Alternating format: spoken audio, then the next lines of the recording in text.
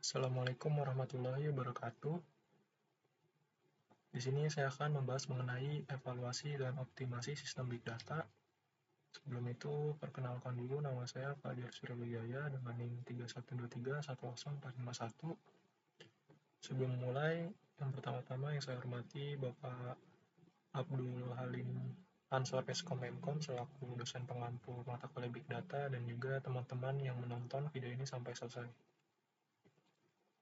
Oke, sebelum memulai materinya, angka baiknya membaca dulu Robi Zirnilman Warzukni Fahman, yang artinya, wahai Robku, tambahkanlah kepadaku ilmu dan berikanlah aku pemahaman yang baik.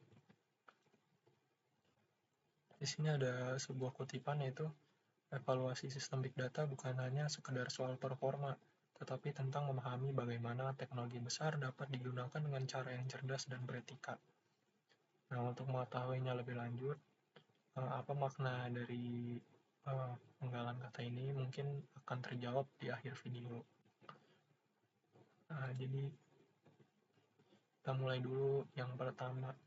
Di sini di pertama ini membahas mengenai pengantar evaluasi dalam sistem Big Data.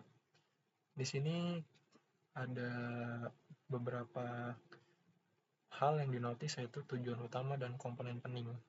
Jadi yang pertama itu kita bahas tujuan utama dulu. Jadi apa sih tujuan utamanya? Yaitu memahami performa sistem secara menyeluruh untuk menilai bagaimana sistem memproses data dalam skala besar dengan efisien, stabil, dan hemat sumber daya. Lalu ada komponen penting.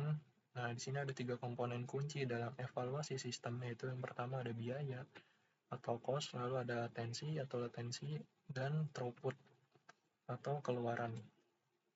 Nah, ini ada 3 pilar evaluasi sistem. Di sini pertama ada biaya atau cost. Di sini contohnya yaitu seperti jumlah sumber daya CPU, RAM, dan storage yang digunakan. Lalu di sini tujuannya untuk menekan biaya tanpa mengorbankan performa. Lalu ada latensi, yaitu waktu tunda antara input dan output. Jadi semakin kecil latensi, semakin cepat respon sistem. Dan sebaliknya, jika latensi semakin besar, maka respon sistem akan semakin lambat. Lalu di sini ada throughput, yaitu jumlah data yang berhasil diproses per satuan waktu. Jadi indikator efisiensi pemrosesan data. Nah, di sini ada benchmarking sistem Big Data. Jadi benchmarking itu adalah proses pengujian performa sistem dengan beban kerja yang terukur. Jadi misalkan kita yang pertama itu menentukan baseline atau standar performa awal, lalu perbandingan, yaitu perbandingan antar konfigurasi atau antar platform atau device. Lalu ada identifikasi, yaitu identifikasi potensi bottleneck dan inefisiensi. Umumnya dilakukan pada Hadoop, Spark atau Flink dengan dataset yang besar. Ini Hadoop, Spark, atau Flink itu merupakan alat untuk benchmarkingnya. Nah, di sini ada selanjutnya profiling sistem dan analisis job. Analisis mendalam terhadap tahapan eksekusi untuk menemukan bottleneck. Nah, di sini di profiling ini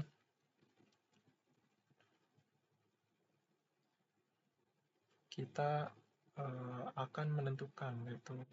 Jadi pengertian profiling itu proses analisis mendalam terhadap tahapan eksekusi sistem dan tujuannya untuk menemukan bagian proses yang paling banyak memakan waktu atau sumber daya. Nah, di sini ada beberapa aspek yang diamati, yaitu penggunaan CPU dan memori, seperti di sini, yang gunanya untuk memantau lonjakan penggunaan sumber daya. Lalu ada jaringan dan disk untuk menganalisis aktivitas input-output yang intensif. Lalu ada distribusi beban untuk memastikan keseimbangan antar node atau partisi. Nah, hasil profiling membantu menemukan penyebab bottleneck atau kemacetan pada performa. Oke, selanjutnya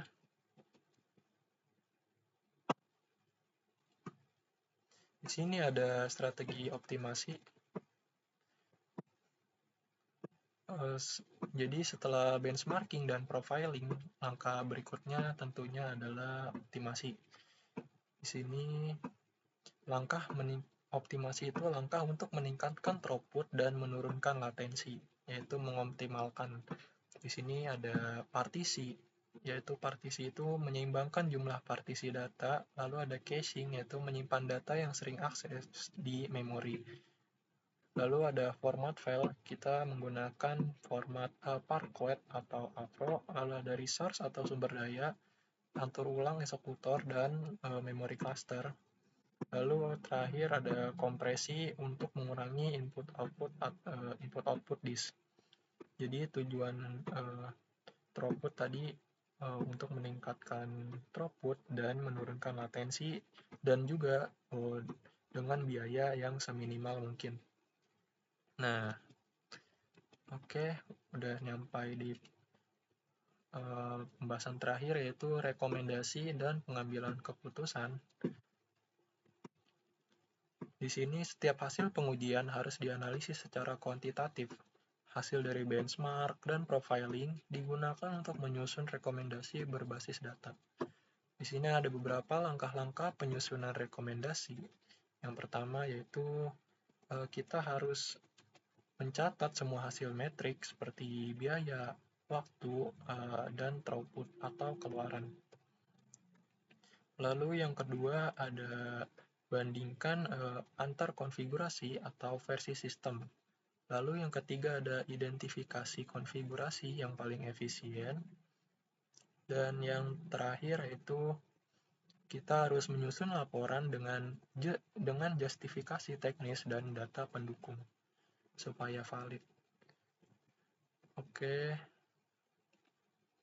Di sini terakhir di sini ada penggalan kata lagi, yaitu optimalisasi sistem adalah perjalanan ilmiah memahami batas teknologi agar data besar tidak hanya cepat diproses, tetapi juga membawa nilai dan makna.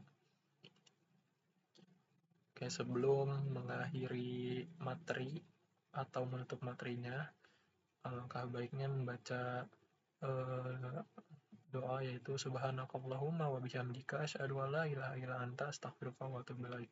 Yang artinya, Maha suci Engkau, ya Allah, aku mujimu, aku bersaksi bahwa tidak Tuhan yang patut disembah dengan benar kecuali Engkau. Aku meminta ampunan dan bertobat kepadamu. Nah, udah sampai di slide terakhir. Mungkin bila teman-teman ada yang masih kurang mengerti atau yang ingin ditanyakan, kalian bisa tanyakan di kolom komentar. Dan juga misalnya ada salah atau kekurangan dari pengucapan materi yang telah saya sampaikan sebelumnya, saya memohon maaf sebesar-besarnya. Dan juga terima kasih yang sudah menonton dari awal sampai akhir. Kurang lebihnya mohon maaf. Wassalamualaikum warahmatullahi wabarakatuh.